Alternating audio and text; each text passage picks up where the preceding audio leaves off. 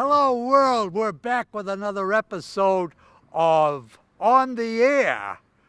And that is coming to you from Area 58 Community Access Media. I had a little trouble thinking of where I was for a minute. I'm Ken Simmons, and we are at the fire station. As you can see, the doors behind me, there's a lot of stuff going on back there in back of those doors. And it's my privilege and my pleasure to take all of you that couldn't come down here for open house day in back of those doors to show you. I'm not even going to mention that it's apparatus. I'm not even going to say that, because you're going to see some astounding things in there. And what else can I say? Let's get those doors open so that you can see what I'm talking about. Come on, follow me.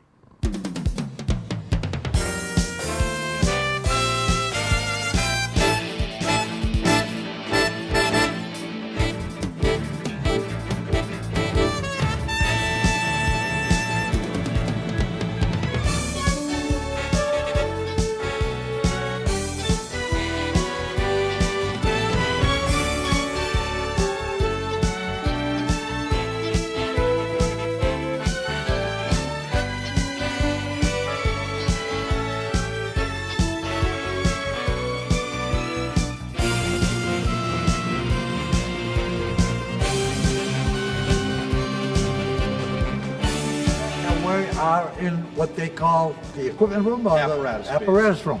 And if we could just pan around here just a little bit. Right now I'm talking to Rich Goulat, who's the executive director of Area 58.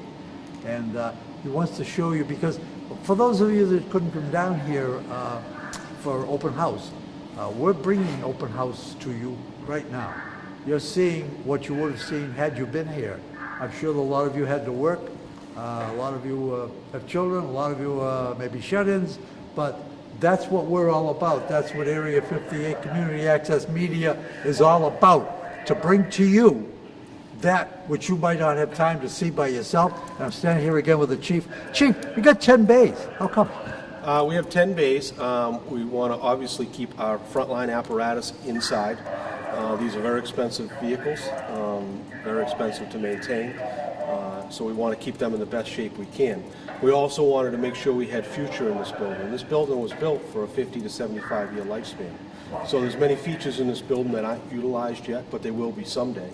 As we have 10 bays, one of the bays is for a future ladder truck possibly in town. We do not have a ladder truck in this community, and a ladder truck is used to reach buildings of height and also from distance from the main road. To get on a roof. So isn't that a ladder truck right in back? No, that's an engine. That's a regular fire engine. That's a ladder that comes down off it. Okay. We use ground ladders to get to roofs of houses right now. When you talk about a ladder truck, you're talking about one of the extension ladders? Yeah, that goes out quite a distance.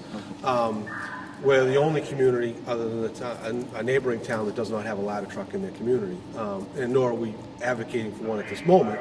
But again, one of the bays in here is extended out an extra 10 feet to incorporate that vehicle in the future. You know, so we just try to think of that. Some people might ask, they go by and they see that the apparatus base looks very large, and one of the things we wanted to do is you want to make sure you have adequate room between the two vehicles for training.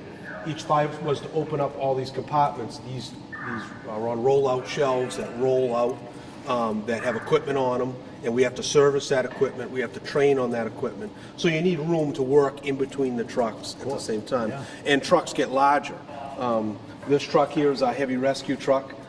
This truck we had to build for our other station, we had to build it about 4 feet shorter than it normally would be.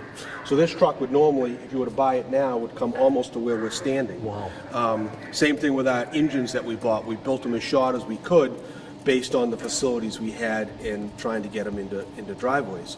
So trucks don't seem to get smaller, they always seem to get bigger. Yeah. And in 20 years, who knows what they will be and how big they will be. So you have to have that capacity. The other thing we wanted to do is the roof. We were very adamant that we did not want to have a flat roof on the building. We have a flat roof in our current fire station that we moved out of, and there's other flat roofs in the town. And we had quite a lot of problems with that roofing system. A lot of leaks, a lot of repairs, a lot of money went into that roof. So in our design, we wanted to make sure we had a pitched roof, and which would last 50 to 75 years. So that pitched roof obviously adds to size of building. Yeah, of course. So that's why, from the street view, it looks like that. We could have gone with a simple flat roof. It wouldn't have been a huge cost savings. It would have been some, but we felt we were going to have real maintenance problems coming in the future because we've lived through that. So we also have in these bays, we have different function rooms, which we'll tour. We have a decon room, which is where we wash our firefighter gear. When a firefighter comes back from a call, if they got any substances on them, blood, body fluids, fire contaminations, we wash our gear, and then we have to dry it.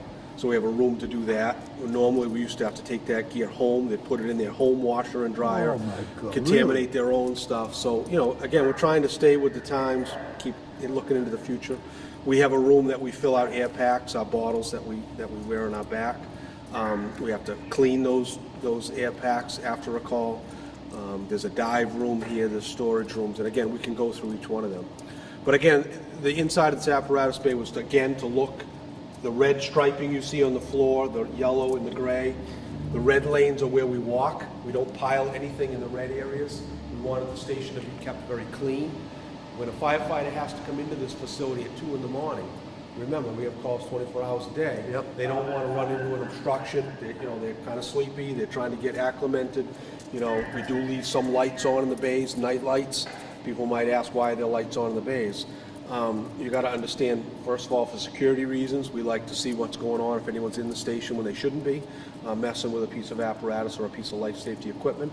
And when a firefighter comes in, they have to be able to see, not trip, fall, get on a piece of apparatus. Absolutely. I mean, they're out the door within a matter of seconds. So we keep it very clean in here. We're very proud of it. We take a lot of pride in it. Now, the equipment, I don't see any equipment room here. I'm talking about equipment that the guys wear. Sure. They take that all home. So if you look behind us, we do have gear lockers. All their firefighting equipment that they wear, they take home with them. That's a great idea. So they're available for a call anytime. They have it with them. And they have to maintain it. They have to maintain it. Obviously, we can send it out for repair, but they're responsible for it. Right. The lockers are set up for the future. It is our goal to have 2 sets of firefighting gear for each firefighter. Right now, we have 1. And the reason why we want to have 2 sets, it's become a standard among the nation, is to have 2 sets of gear. Contaminants get on your clothing, and we're finding it's causing a lot of cancer issues in the fire service. The number 1 killer of firefighters right now is cancer. Really? And, I think the number is about 20%. Wow. It's really staggering. And what they're finding is, as they go to a call, whether a car accident or something burning, these carcinogens are getting on the gear, and it needs to be washed immediately to get it off. Well, when you wash a set of gear, it's out of service for about 12 hours. You have to wash it, you have to hang it dry. Yeah, so a firefighter is technically out of service if we don't have a spare set of gear. Absolutely, absolutely. So, most departments are all moving towards 2 sets of gear, 1 primary, 1 spare, and you swap them. So we're going to be writing some grants in the next couple of years to try to purchase new gear. You're supposed to replace your gear every 10 years. That's a standard. Our gear is 8 years old right now. So we're going to write grants to see if we can get that money without costing the taxpayers. The gear we have now is all purchased 100% through grants. So we're going to try to do the same thing. If we can't, we'll have to go to town meeting and ask for support of the taxpayers. And we're going to try to do 2 sets. And again, that gear will last 10 years, and we can rotate that and even maybe get a little bit more life out of it. So that's how that system works. Okay. That's it. He talks about trying to save tax money, and you may think that's a lot of baloney. Got to remember one thing. He's a taxpayer too. He pays taxes here. All of our firefighters live within the community. They're all taxpayers within the community. So not only do I have to answer to our residents, I have to also answer the to guys. our own. And they all participate in committees whenever we're building a new piece of apparatus or the station or buying new gear. We form a committee, and that committee is made up of our officers and firefighters. So they all have an equal say on what we're going to purchase, what vendors we're looking at, the quality. And again, they're taxpayers. They know where their money's going. They know how frugal we are. As of right now, we've been successful with over $1 million in grants, over 35 grants that we've received, totaling over $1 million. And all that was money that would have had to go into the residents, that we were able to fund a lot of equipment around here. We'll show you that we've got with donations or grants. So we always try to procure with a grant first, but grants become very competitive, and we're not always successful. For getting 35 grants, we've probably written 60 or 70 grants. I know what you mean. But they are all taxpayers. They all, we have all types of people in our department. I always try to sympathize with that. Some people are struggling, some aren't, and we take care of them, and we know it's not easy for everybody. So. It certainly isn't, but before we leave the apparatus room, is there anything else you'd like to tell us about it? I mean, I think it's pretty self-explanatory. Sure. No, I as we walk, I can show you a couple different rooms. Okay. What was I going to say? Oh, jeez, I forgot. That's okay. I'm having a senior moment now. That's okay. We'll go over to our decon room. We can show you that where we wash our clothes. All right. And go from there. All right. Go on to the decon room. Where is that? Right over here. Right over here. We can walk over there with the camera still rolling, I think, Rich. So firefighters are not allowed to wear their structural gear inside the station. They're only allowed to wear it out in the apparatus floor. Again, we want to keep the station clean, cancer-free. Oh, by the way, before we leave this room, if we could just take a shot of the floor, you could eat off of this floor. I wish my kitchen table looked like this floor. It's just unbelievable. Well, again, our firefighters all live in the community. As with our apparatus, we take a lot of pride in it.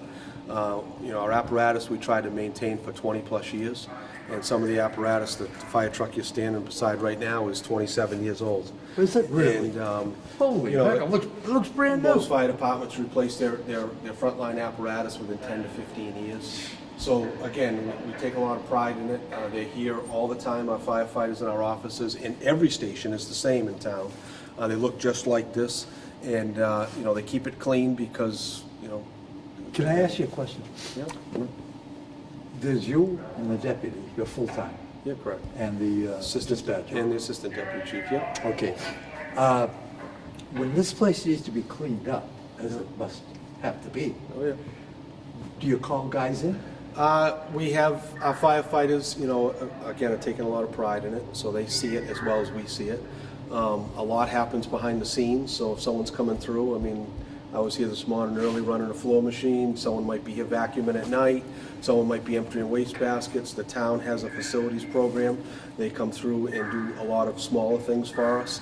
But everyone has to pitch in order to make this work. Yeah. Or we could let it go and, It'd be a shambles. It'd be a shambles. Even your old place where you used to be, I was in there. Yeah. That looked fantastic. Well, that building was built in 1957, and paint and color choices and pitches and key spots hide a lot of things. But again, you can still take pride in something even if it's not of quality. And Absolutely, so you're forth. absolutely right. So, Okay, these rooms in here are set up so this is where we wash our gear. When a firefighter comes in and might have blood on their clothing, they can immediately come to an emergency shower, wash themselves off in their gear, get their blood off, get their contaminants off. They take off their clothes. They put their clothes into a commercial wash machine.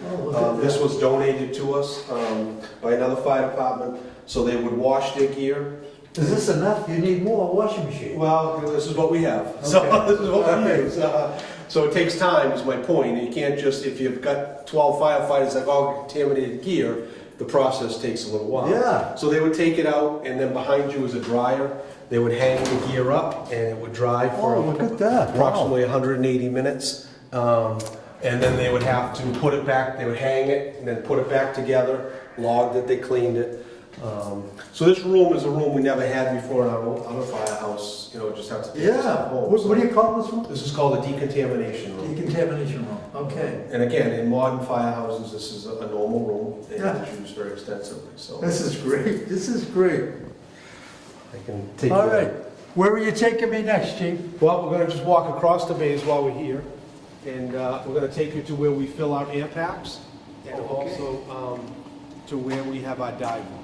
Okay, here we are at the dive room. Sure. Okay, show me what you. So we This have is scuba equipment? So this is all scuba equipment. Most of our, well, vast majority of our equipment is kept on the vehicle behind you. In that vehicle is a dive vehicle, so it has compartments with fully stocked scuba equipment that can support 3 divers on that vehicle. So the way our system worked, if a call came in for a water emergency, divers would show up here. They would get into the back of that ambulance. They would get dressed as that vehicle is responding to that call. When they come out at that call, they're all fully ready to go, and they can get in the water and start that emergency. Wow. When we get done a call, it's not over for us. And so they would come here. They have to hang their gear. They have to wash their gear, decontaminate it just from a pond. All the algae in it has to be cleaned off. They have to scrub their regulators. They would do that in this room. They have spare equipment in this room. Everything was kind of stainless steel. Everything can drip dry. You know, after a training exercise is at least an hour, hour and a half of just cleaning that goes on. Crass question. Yep. Do the divers get more money than a regular firefighter? No, they're all paid. They're all paid the same. Yeah, they're all Really? paid the same. And again, beyond the dive team, we have an honor guard team. We have a photo team that follows us to emergencies. We have different functions within the department. They're still all firefighters or officers, but they're all support functions within the department. Like our honor guard just participated in the open house. They're going to be doing the Memorial Day parade. You know, and again, it's a way to firefighters want to give back to the community in a professional way. So Certainly they all do. get paid when they do honor guard. There's no pay involved in that. It's just because they want to do it. They all do that for nothing. They just do it because they want to do it. So, Where are your tanks? Oh, here they are. so there are tanks there, plus there are tanks on all the apparatus, I mean the dive apparatus, and then spare equipment. Most of the equipment is obviously kept in service on the trucks. Yeah. So a lot of spare stuff in here. If you want, I can just take you to the room beside us, and without Tell doing the any people walking. one thing. For those of you who don't know, SCUBA stands for self-contained underwater breathing apparatus. Correct. Is that right? How about that? Very good. At my age, I had to show off a little bit. Okay, where are we going, We're Chief? just going to go next room. Turn the light on.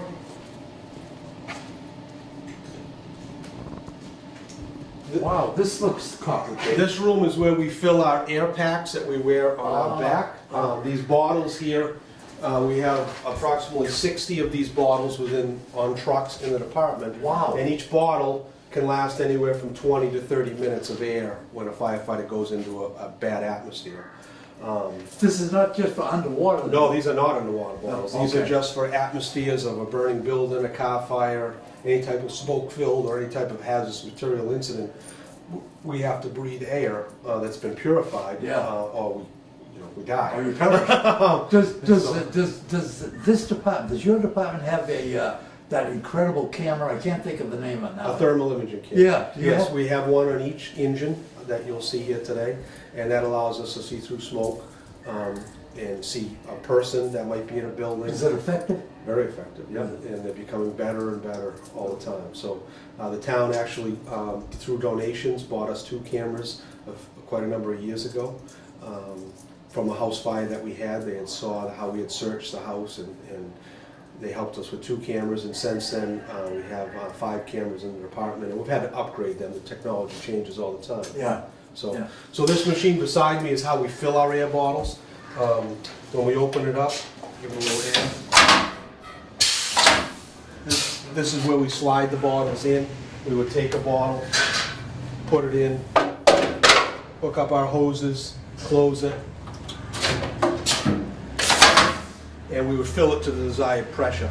How long? It takes about 5 minutes to fill the bottles, Wow. and then they have to be cleaned and then put back in service on the truck. That's So- filled with purified air. Yep, it's air that comes from outside. It goes through a series of filters. This machine here is approximately 20 years old. We brought it from the old station, and we just maintain it, keep it in good shape.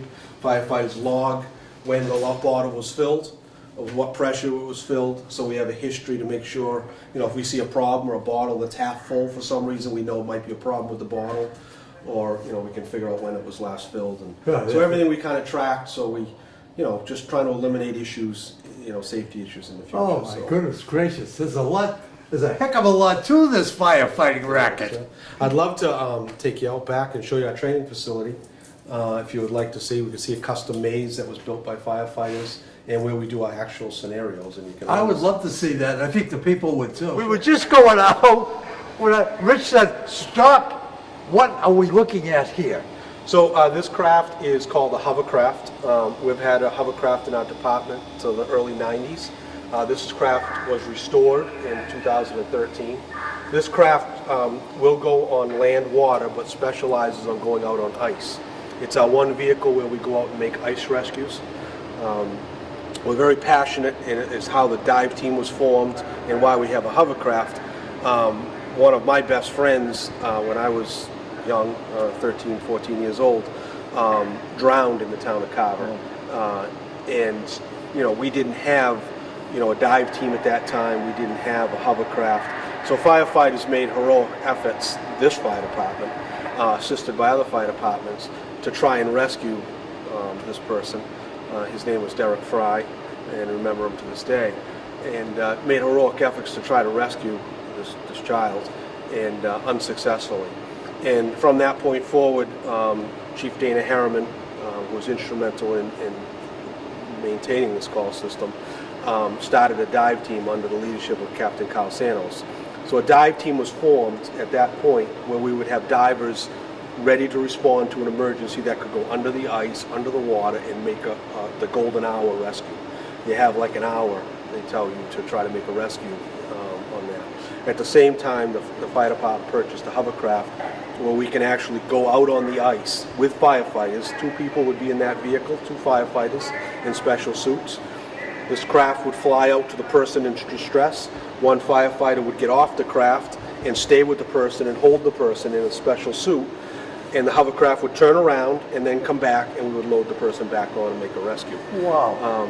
So we're very passionate about this. Every firefighter is trained on it at least once a year, if not more. And it's just a good insurance policy we have that we can get to someone at any time. We also use it many times throughout the year for animal rescues, dogs, just animals. That's what you're speaking of animals. I miss Bella. Bella is here. Is she here? Okay. Bella is the chief's dog, and she's a gorgeous little dog. Okay, we're going to go out and see the train system. I'm so happy to be here with you. As you can probably tell, I'm having a great time. If those of you that don't come down and see Rich or Will or Dylan or any of the people down there to get your own show and have some fun, I don't know what to tell you. I keep pounding and pounding. I'm going to keep pounding until you come down. Okay, as you can tell, after that beautiful run through and the apparatus, how'd you think of the hovercraft? To me, that was incredible. I've had some people say to me, I went to the open house, and don't you think our equipment is kind of overkill? I'll tell you this, when your house is on fire, you want every piece of equipment they've got. You want every effort made to put out your house fire, save your valuables, save your memories, maybe a child or a pet, God forbid. But this is great. This is fantastic. Our fire department, I understand, has 80 call firemen. That's a lot of firemen. You don't get that with a paid department. This runs like a fine-tuned clock. I'm so happy about it, and I'm happy we could bring you the opening day or the open house day because you couldn't make it. If it's out there, we'll be there, and we mean that. We mean that right straight from the heart. So, I hope you enjoyed it. We enjoyed bringing it to you. And don't go away. There's more to come. In the meantime, I'm going to say goodbye and God bless.